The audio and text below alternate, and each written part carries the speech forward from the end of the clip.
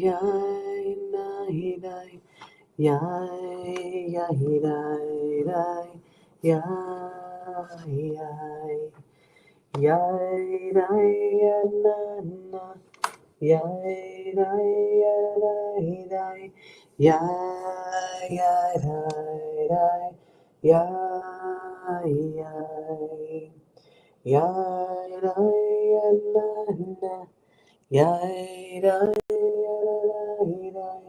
Ya ya da da da ya dum ya da ya da ya da da ya da da ya ya da da ya da da Yai, dai,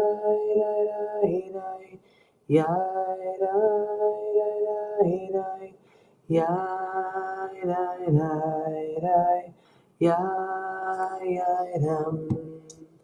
Yai, dai, yai, dai, yai, dai, yai, dai, yai, yai, dai, dai, yai, yai.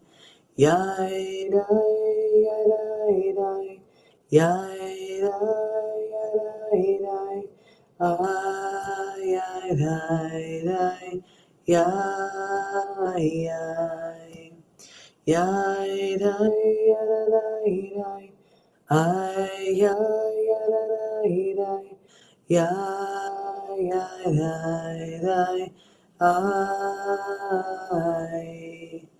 Yai, dai, yai, dai, yai, dai, yai, dai, ay, ay, ay, ay, ay.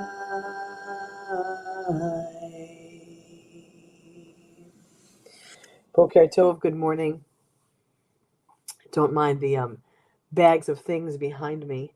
Those buckets are clothes that the girls already grew out of, and so it's a revolving bucket collecting of clothes for one of our nurses, but she's more than a nurse. She's part of the family for now and forever, I'm sure. Is pregnant, so we're holding on to the clothes because can't put the clothes in the house before the baby's coming, supposedly.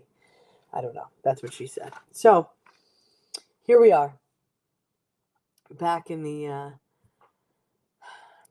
wisdom saddle, and so the days are so strange. When there's a holiday in the middle of the week, the end of the year is coming, and I don't know. Every time I think I know what day it is, it always feels like it's turned upside down. But we're here in the right day. And so there's always wisdom, no matter what day it is, even though we call it Wisdom Wednesday. You could have it on Monday or Tuesday or Wednesday. It doesn't matter. We're all here to show up, to learn, to lift up. So this week's Parsha, this week's Torah portion of Toldot, it's about sharing a blessing. Isaac's decision to bless both of his sons, Jacob and Esau, gives us hope for achieving this idea of peace. Like they're twins. How wonderful. My girls better be better than these two twins of Torah. But there's two of them, two very different people, two very different souls, cut from the same cloth, but just different. Reminds us of where we are in time, in this moment. When we think about the Middle East, when we think about Israel, when we think about the turmoil that is the conflict between Jews and, I would say non-Jews, I would say Palestinians, but it's clearly more than that. The Arab nations that there's got to be some sort of hope. I don't know what it is or how we achieve it or how we find it or what it is, even what it should look like. But even by biblical standards, God's words to Rebecca after having conceived twins, God said, 2 nations are in your womb. And two peoples shall be separated, and the elder shall serve the younger. This is one of those biblical Torah struggles. There's not a lot of it in Torah. I mean, there's a lot of struggles. There's a lot of story of struggle against our people. This is different. This is about the confrontation between Jacob and Esau. And it all comes from this fight of family legacy. It seems that from the moment that the twin brothers clashed and competed over this birthright blessing and legacy, there was friction. But I have to imagine that the friction came way before getting the birthright. No, I'm the older, I deserve the birthright. No, I'm the younger, I'm the favorite. This is rivalry. We know that this did not just show up at Isaac's bedside upon his nearing his death.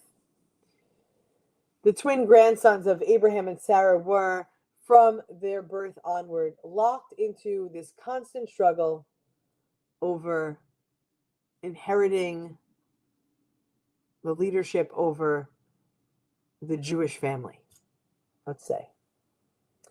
Inheriting the riches of the land that God promised Abraham. Okay. We're all fighting over it, right? It's still fighting. There's always fighting over the land. Who deserves to be there? Whose is it? And as the Torah tells us in this reading, Toldot, as it unfolds, we witness Jacob, the younger brother, gaining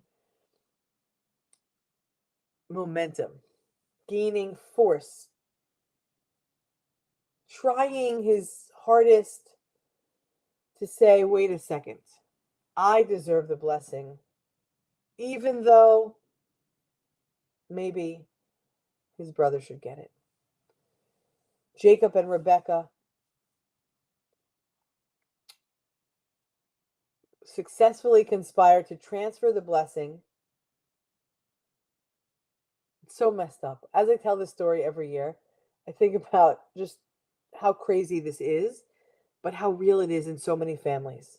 And maybe it's not the same blessing as it was in Torah time, but there's always this fighting. And the amount of funerals I do, there's always something. Somebody's always arguing over something. Somebody wants to be more important than the other person. But Jacob and Rebekah successfully conspired to transfer the blessing that Isaac intended for Esau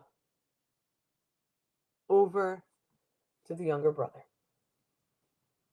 Isaac's blessing was critical because it served as a way, as a vehicle, as an instrument of or for bestowing the family legacy and leadership and ownership of their land.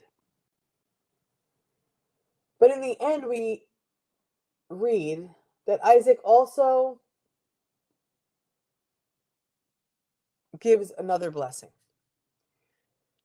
to his other son, so that there would be a blessing for Jacob and a blessing for Esau. And although the two blessings were not identical, Isaac chooses to depart from the idea of the oldest gets the blessing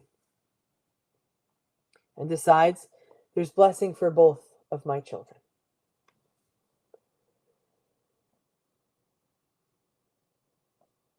There are scholars, there are sages, there are people of inquisitive mind that study these things all the time. The stories of Bible, the stories of peopleship, of tradition, of all faith traditions.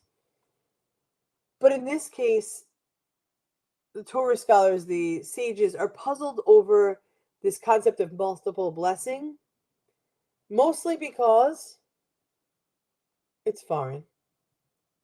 Tradition says the older child gets the blessing, the end, period.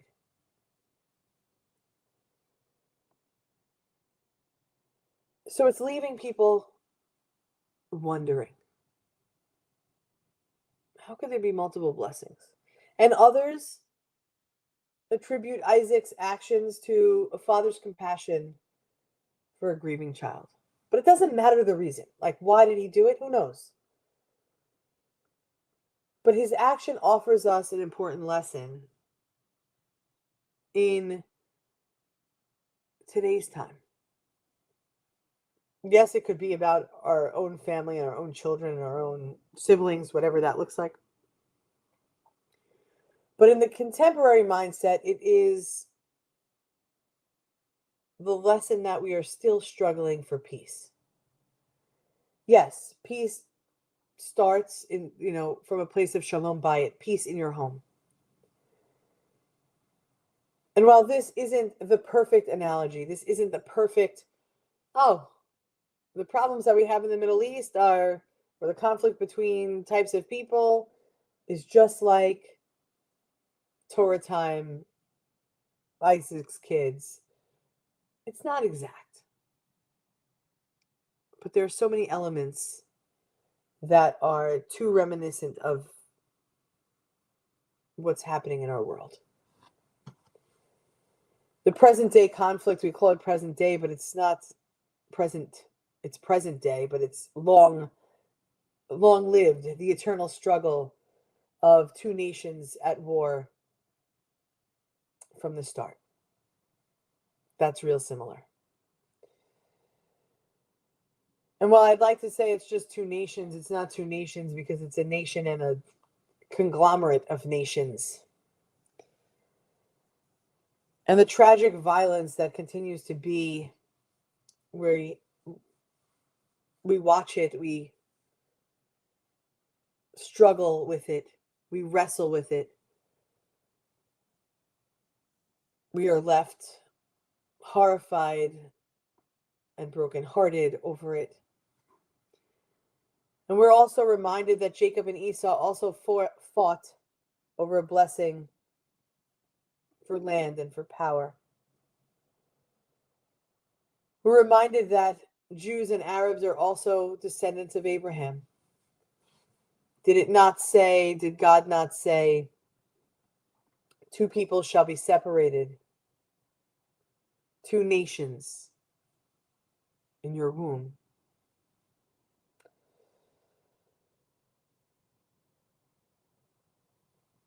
Like Jacob and Esau, today's conflict seems unresolvable. We lament over being locked in to what appears like a struggle with no end in sight, an eternal struggle. I'd be remiss if I didn't mention the Chabad emissary, Rabbi Zvi Kogan, who was murdered in an anti-Semitic attack, a terror attack, where he was just doing his godly work, showing up at his post in Dubai. And so as we can see, these things are still happening. And we know it and we're living it. The eternal struggle is real.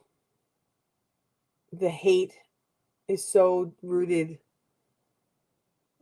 that it seems impossible that we would ever be able to uproot the ways of hate. May his memory be for a blessing. Isaac's blessing for Jacob and Esau leave us with a measure of hope, even though it feels so far away. It was so far in our past that we can't even imagine it being real anymore. This fight for peace, for being able to play in the sandbox, to even being two separate things under the same roof, on the same turf, seems unfathomable. But as Jews, our measure of hope needs to still be here, even though it feels so dismal. Even now, when many despair of ever achieving peace in the Holy Land, Isaac blesses both his sons with inheritance of fruitful land. Facing different circumstances, possessing different traits, both twins nevertheless receive the blessing. And with it, measure of hope for the future descendants of Abraham. Jewish tradition, our Jewish tradition, one Jewish tradition is the possession of sufficient food and drink in itself is a profound blessing. Still, really, if there's no peace, our sages argue, there is nothing at all. For peace equals all else.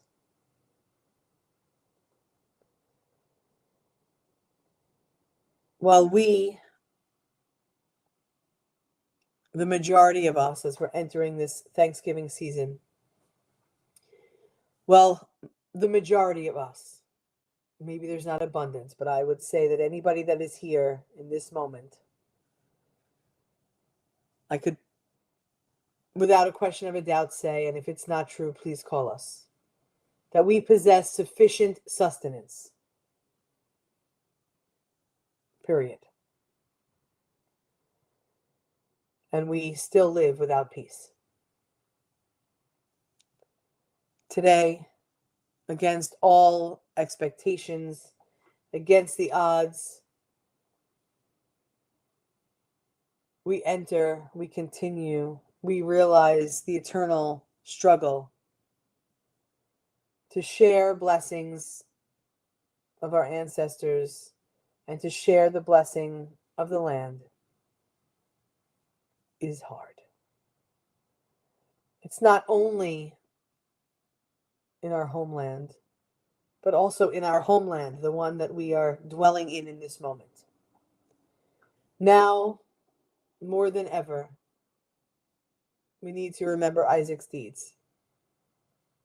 And remember ultimately that peace equals all else. May we find peace with ourselves, in our homes, in our land here and our land there. There is so much to be grateful for, even when it's hard to see. Let us find a way to believe that there will be a time, God willing in our time, that we could see more peaceful moments. I'm not going to say we're having peace. I mean, I'm a realist here. That we as individuals and a collective, that we can find more peaceful moments. We can do it. It starts with us.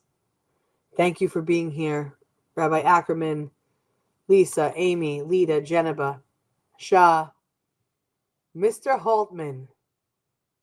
I love you, buddy. Anne, Linda, Elisa, all of you that checked in and those that you did not. Let's wish ourselves before we wish another. Like putting the mask on yourself on the plane, God forbid, before another. Let us find the moments within ourselves of gratitude, of thanksgiving, of peace, so we can share it with others. We are one human family, one heart of abundant love. We love you. We'll see you back here tomorrow morning while you're watching the parade, while you're cooking and prepping, while you're sitting on the couch, while you're feeling miserable for yourself, whatever it is that tomorrow brings you. We'll be back here at 9:30. Have a great day, everybody. Am Yisrael, Am Yisrael, Am Yisrael Chai. Am Yisrael, Am Yisrael, Am Yisrael Chai. Am Yisrael, Am Yisrael, Am Yisrael Chai. Am Yisrael, Am Yisrael, Am Yisrael Chai. Od Avinu Chai.